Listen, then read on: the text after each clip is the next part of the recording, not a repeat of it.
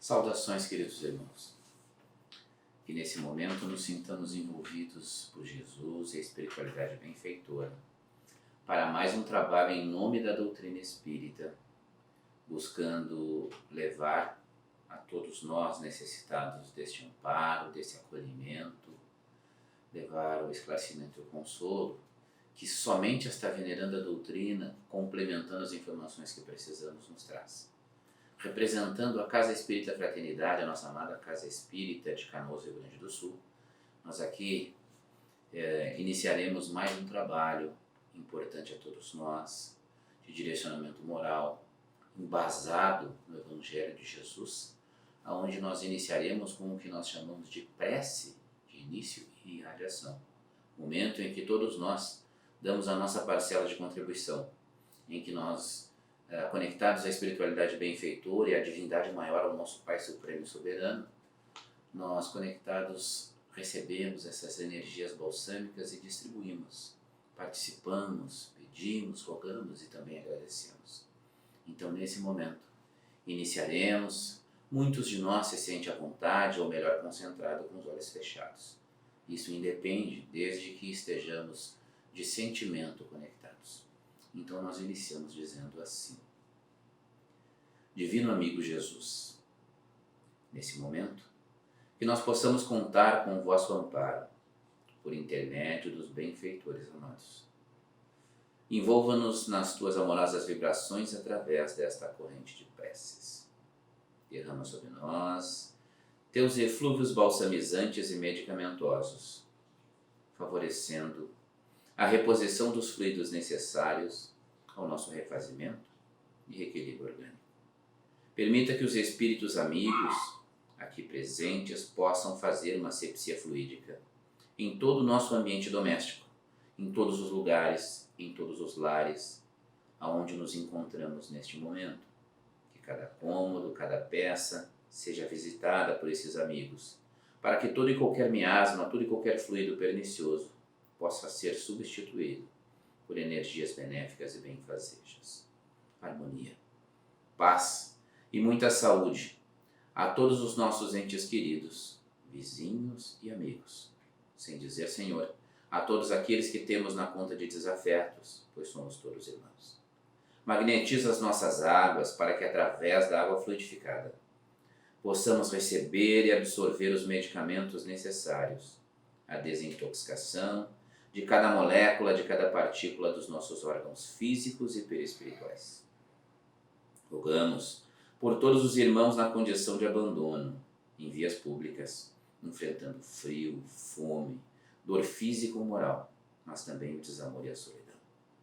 Aos irmãos que se encontram em asilos e orfanatos, nós te pedimos força e resignação, para que eles possam enfrentar com ânimo e coragem todas as suas provas, mas te pedimos, não nos deixe indiferentes diante da dor dos nossos irmãos.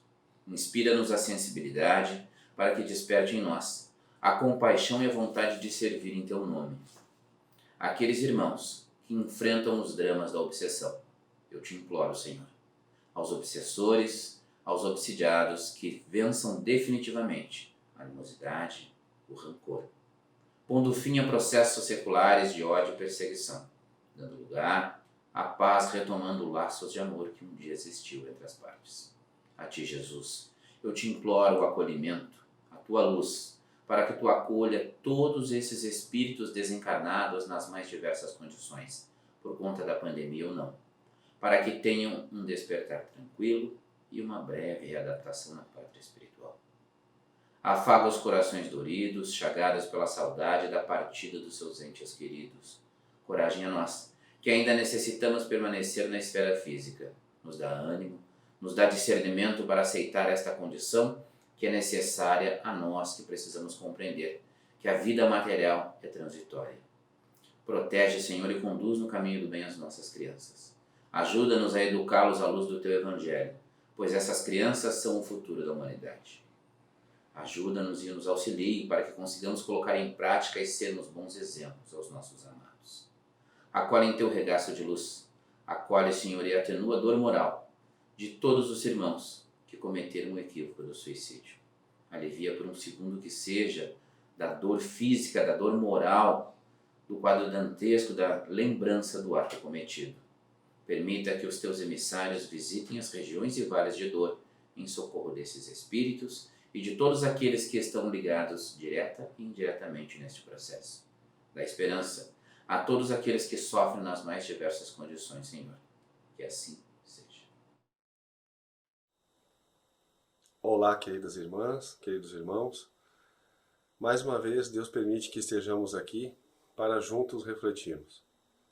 Como uma pessoa muito querida nos últimos dias me disse, o momento é propício e todos nós, com certeza, temos nossos momentos de aprofundamento em alguma reflexão ou sobre nós, ou sobre a humanidade que está nos cercando. E nesses momentos de encerramento de período, pelo menos pelo calendário terreno, é natural que nós tenhamos essa sensibilidade, digamos assim, um pouco mais aguçada para essa questão da reflexão. Então, uma vez que nós estamos aqui para refletirmos juntos, o tema proposto para hoje traz talvez uma forma ambígua de poder ser lida a frase que dá título ao tema. Ela pode ser interpretada tanto de forma interrogativa quanto de forma exclamativa. E então, nosso tema é: há tempo para a caridade? Ou ainda, há tempo para a caridade?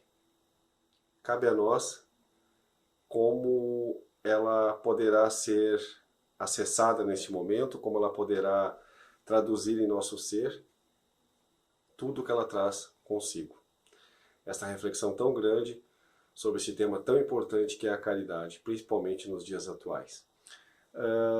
Nós, a partir dessa reflexão, né, de duplo sentido, especialmente ou especificamente no que diz respeito à pontuação da frase, é que nós gostaríamos de iniciar com os conceitos, utilizando aí o conceito que está lá no dicionário e utilizando também o conceito que nos traz a nossa pergunta 886 do Livro dos Espíritos, que vão nos dar esses dois parâmetros, material para que nós possamos prosseguir refletindo durante os momentos a partir de agora.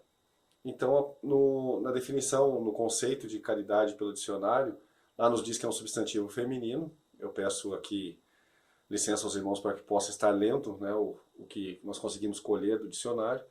Ela representa o amor a Deus e ao próximo e é uma das 3 virtudes teologais. Ela é a disposição para ajudar o próximo, tendência natural para se auxiliar a alguém que está numa situação desfavorável, benevolência, piedade. No sentido popular, o dicionário nos diz que ela é amor ao próximo, agir por pura caridade. Aquilo que se oferece, a esmola, favor, benefício, fazer caridade. Expressão de bondade, compaixão, né? Por exemplo, quando se cede a vaga por caridade em alguma coisa, numa fila, numa consulta. Etimologia, né, a origem da palavra caridade, ela vem do latim caritas atis, ou ternura, amor. Isso é o que a gente acaba tendo aí como parâmetro, como conceito, no dia a dia, né, da gramática, das teologias, do conceito, né, que se desenvolve a respeito de várias teologias que trazem a caridade aí como um vocábulo, um motivo de estudo. E pelo nosso querido Livro dos Espíritos, né, caridade lá na pergunta 886, onde Kardec faz essa inquirição aos espíritos, né, superiores, aqueles que o auxiliaram na codificação da doutrina espírita, comandados, como sempre vale dizer, digamos assim, direcionados e amparados pelo Espírito de verdade. Kardec pergunta: qual o verdadeiro sentido da palavra caridade como a entendia Jesus? E os espíritos, como sempre, de forma franca, sincera e objetiva, respondem a Kardec: benevolência para com todos e indulgência para com as imperfeições dos outros, perdão das ofensas. O amor e a caridade, ainda no complemento da resposta, são o complemento da lei de justiça, pois amar o próximo é fazer-lhe todo o bem que nos seja possível e que desejarmos também nos fosse feito. Tal o sentido dessas palavras de Jesus: amai-vos uns aos outros como irmãos. Então aqui nós, dentro desses dois conceitos trazidos pela gramática ali no dicionário e pela conceituação religiosa, né, por aquela que a nossa filosofia de vida, a filosofia espírita nos traz, como motivo de estudo, através da questão 886 do Livro dos Espíritos, para nós fica muito claro que ela representa, acima de tudo, a caridade, um ato de amor. Ainda que, como foi trazido em um dos conceitos, conceito gramatical, que a língua portuguesa nos expõe através do dicionário, que ela seria a esmola, dar a quem precisa, auxiliar a quem tem fome, remediar a quem está doente, assistir a quem tem frio. Sim, ela inicia por aí. Os nossos queridos mensageiros do além, digamos assim, os espíritos benfeitores, sempre dizem que todo o processo de caridade na criatura é em formação, a criatura que está em formação, digamos assim, espiritual, ou seja, nós que estamos no caminho evolutivo, a caridade sempre começará a ser praticada por cada um de nós, e talvez nós também já tenhamos passado deste momento, ou não, ela sempre terá seu início através da prática mecânica. O que seria isso? Quando eu consigo chegar ao meu irmão, mas de forma a visualizar apenas o que ele tem ali como necessidade material daquele momento e o que ele precisa como auxílio. E dessa forma eu estendo a ele aquele auxílio, né, pretendendo dessa forma auxiliar mesmo, né, com o perdão da redundância, ajudar, fazer com que aquela necessidade, aquela pendência seja totalmente sanada. Mas é uma forma mecânica, porque muitas vezes eu enxergo ali o que precisa como alimento, o que se precisa como remédio, o que se precisa como roupa para o corpo físico, para que o frio seja abrandado, como proteção, como um lar, mas eu não enxergo as outras coisas. Por isso ela é traduzida assim a caridade de forma mecânica. Eu apenas levo, né, aquilo que é necessário, entrego aquilo que é preciso, claro, pelo meu próprio julgamento. E dessa feita sabemos que a própria história trazida através do Evangelho tem vários exemplos de irmãos que praticavam a caridade dessa forma. E que de uma forma até bem imperfeita, ainda se regozijavam perante o sofrimento alheio, fazendo com que aquilo fosse, digamos assim, propaganda, uma falsa propaganda, de benevolência, de angelitude, de carinho, de amor para com aquele próximo, o qual eles realmente não tinham. Eles apenas faziam daquilo uma oportunidade para que pudessem serem bem vistos pela sociedade da época e que lhes trazia dessa forma um conforto, né, não ao coração, mas sim ao seu ego, ao seu orgulho. Aprofundando um pouco mais, caminhando um pouco mais na senda da evolução, praticando muito e muito mais, a tendência, como os benfeitores também nos dizem, é chegarmos a outros níveis de prática da caridade. E eles ainda vão mais longe, dizendo que nós só saberíamos, dentro do entendimento atual que temos, o que seria a plenitude da caridade quando esse ato tão importante nos fizesse com que uma lágrima descesse à face. Ou seja, não bastaria apenas que nós levássemos aos nossos irmãos aquilo do que eles necessitam materialmente, mas seria necessário que nós realmente participássemos, entendêssemos aquele momento e assim sentíssemos a dor daquele irmão, o sofrimento, a necessidade. Mas não apenas com os olhos físicos, materiais, mas que pudéssemos entender com o mais sublime dos sentimentos, que é através do amor ao próximo, como o próprio Jesus nos traz, aquilo que aquele irmão estaria sentindo, as coisas que realmente ele estaria precisando. E por que nós então iniciamos nossa exposição, iniciamos nossa reflexão, melhor dizendo, de hoje, com este breve conceito sobre a caridade, para que nós pudéssemos iniciar, então, desta forma, o questionamento íntimo, se nos cabe pronunciar o tema do trabalho de hoje como interrogação ou como exclamação. Há tempo para a caridade? Ou há tempo para a caridade? Depende de nós, através de uma reflexão profunda, a partir de agora, entendermos como nós vamos poder pronunciar esse simples título do trabalho de hoje. Mas que, apesar de simples, na forma como é organizado, ali com seus vocábulos e preposições, tem muito de complexo na essência da sua execução. Nos dias atuais, cabe que nós precisamos orientar essas reflexões com questionamentos que são muito pertinentes, como, por exemplo, com base em algum desses conceitos que nós acabamos de trazer, né, que acabamos de expor aqui, nós podemos dizer que nós nos mantemos praticando a caridade, independente da forma como ela esteja sendo praticada por nós. É necessário que nós venhamos a pensar sobre isso. Como nós estamos nos orientando na questão da prática da caridade? Estamos realmente condizentes com aquilo que seria necessário perante o próximo, perante a Jesus, principalmente no que diz respeito à caridade? Um outro questionamento: qual a minha reação? Esse questionamento ele até ajuda no primeiro. Qual a minha reação ao me deparar com a dor e com o sofrimento do outro? Independente da distância que esse outro tenha, o outro bem próximo ou o outro bem distante.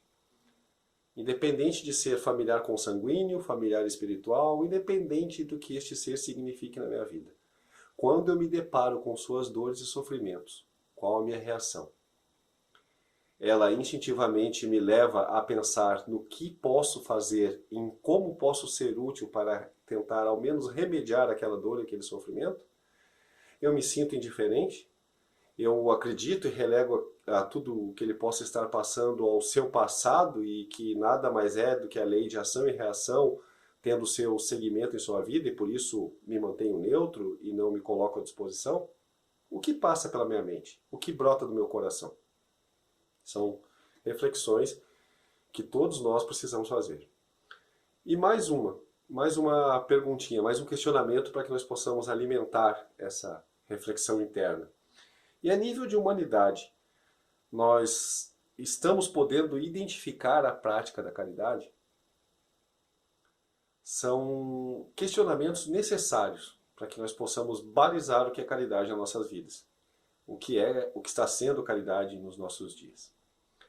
Nós, muitas vezes, pelos momentos que a humanidade passa, nós acabamos identificando nesses momentos de calamidade, como que nós estamos vivendo agora, né? Onde nós nos encontramos aí no mínimo há 9 meses, olhando aí pela data de hoje, né? Quase 10 meses trancafiados nos nossos próprios lares, mantendo o distanciamento social, tendo que ser mais apreensivos, digamos assim, com práticas higienizadoras, né? Práticas físicas higienizadoras, tendo que trazer hábitos que até então nós não tínhamos para o nosso dia a dia, para que nós possamos assim preservar a vida física de todos que estão ao nosso redor ou sob nossa responsabilidade, a integridade salutar, digamos assim, do nosso próprio lar, da nossa família, e a nossa própria integridade enquanto individualidades.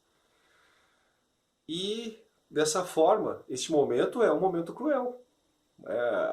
As pessoas, muitas estão deixando de poder ganhar o seu pão de cada dia, como nós gostamos de dizer, né? Estão deixando de ter que ir atrás do trabalho físico por impedimento dessa pandemia, estão tendo que depender de outras situações da onde possam tirar o sustento para si e para seus familiares, estão dependendo do auxílio de outras pessoas, de entidades, de governos. A calamidade assola os diversos ramos da saúde pública, E como nós estamos reagindo a isso? Como nós estamos podendo identificar e enxergar a caridade em meio a tudo isso? Nós agora estamos no momento, como já dissemos, que é a pandemia, onde nós temos oportunidade de buscar exemplos diversos em relação à caridade, pelo momento que estamos passando. Mas a humanidade já passou outros momentos, né? Nós já tivemos guerras mundiais, nós já tivemos calamidades naturais, nós já tivemos diversas situações onde o mundo sofreu pela dor de outros, onde nações que até então não se identificavam como nações irmãs, como são, mas que não se identificavam, e que acabaram por estender as mãos umas às outras, em arroubos de solicitude e de auxílio, digamos assim, ao outro, ao próximo. Mas será que então é necessário que venha a destruição, que venha a calamidade, que venha o infortúnio, para que nós possamos lembrar de que o outro precisa de cuidados? Que nós precisamos de cuidados? Nós vamos esperar por isso?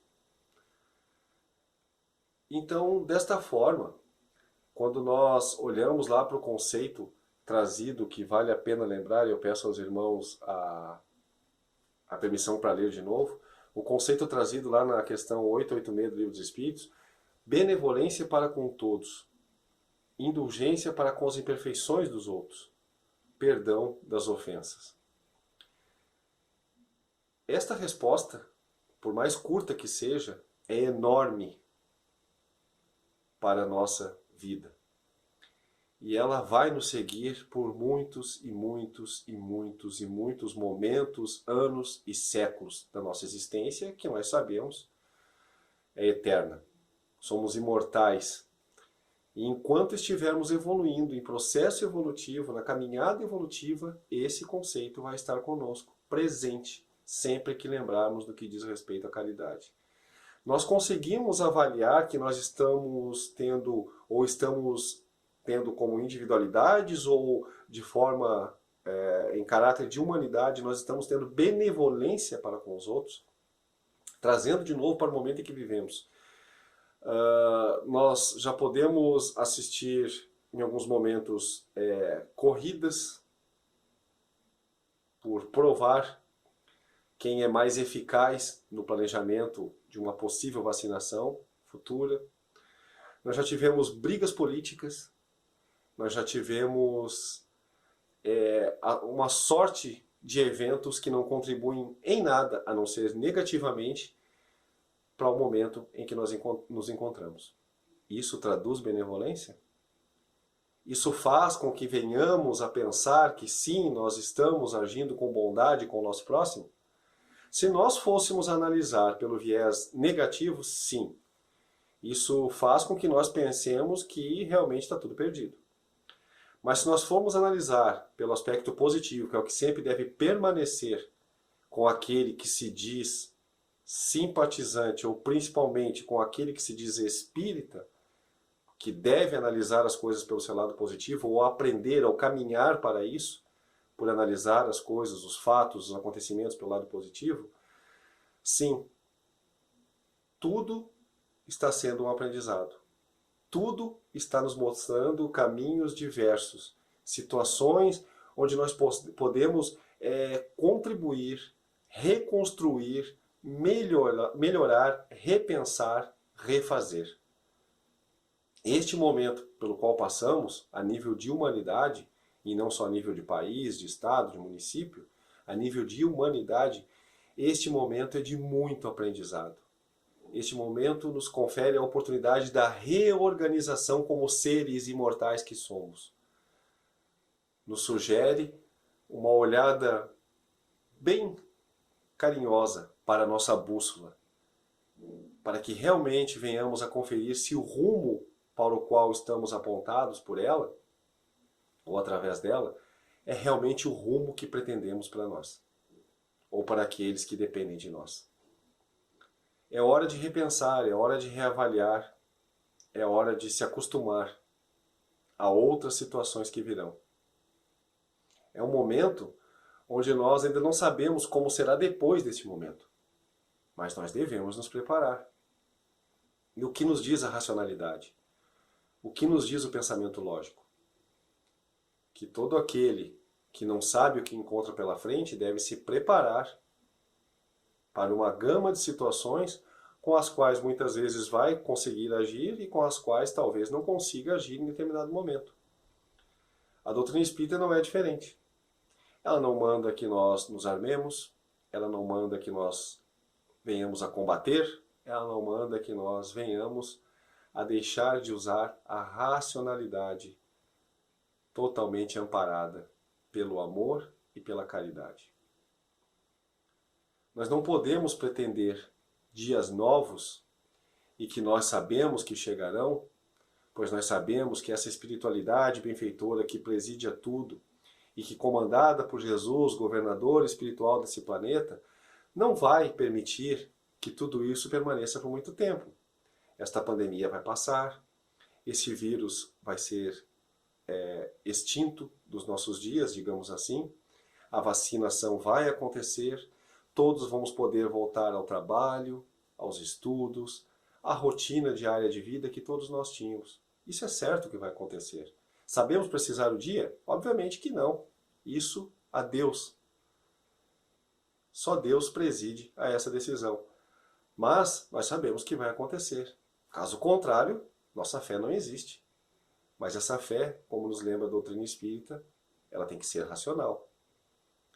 Nós temos que pensar, nós temos que entender, buscar pelo menos entender, refletir e nos prepararmos para este novo reinício de caminhada sobre este mundo.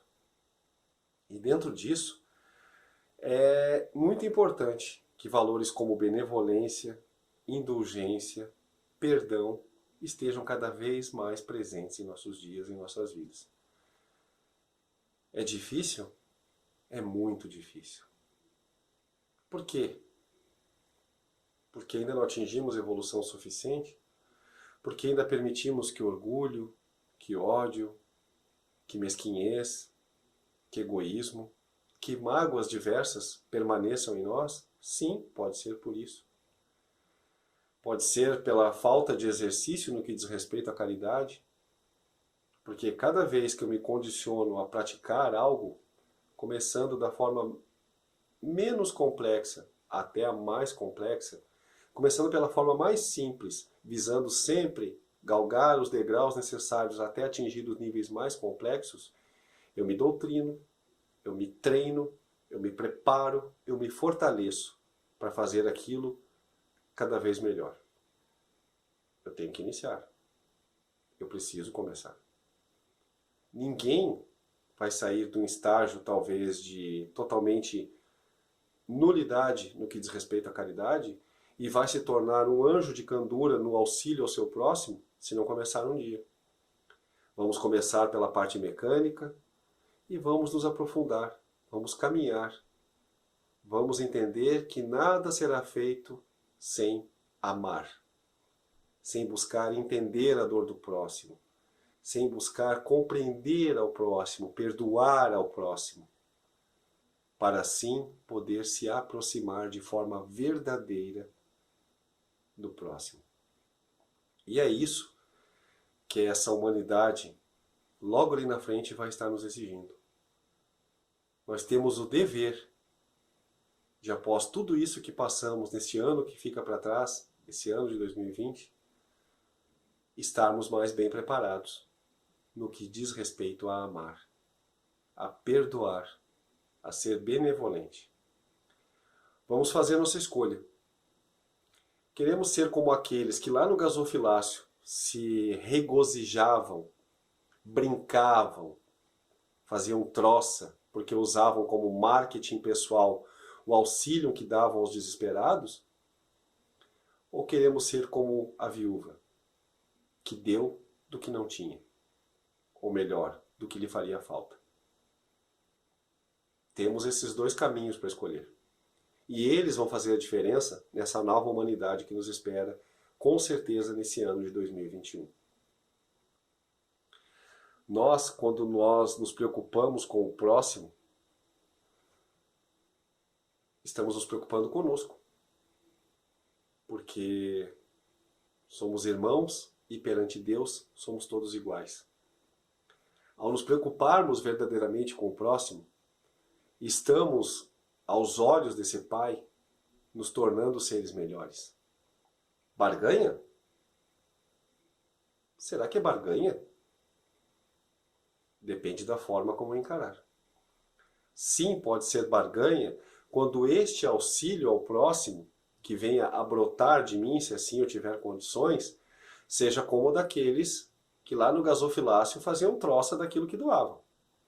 Mas se esse auxílio for baseado no exemplo amoroso, benevolente, caridoso verdadeiramente daquela viúva, não é barganha, porque eu estou fazendo de forma desinteressada.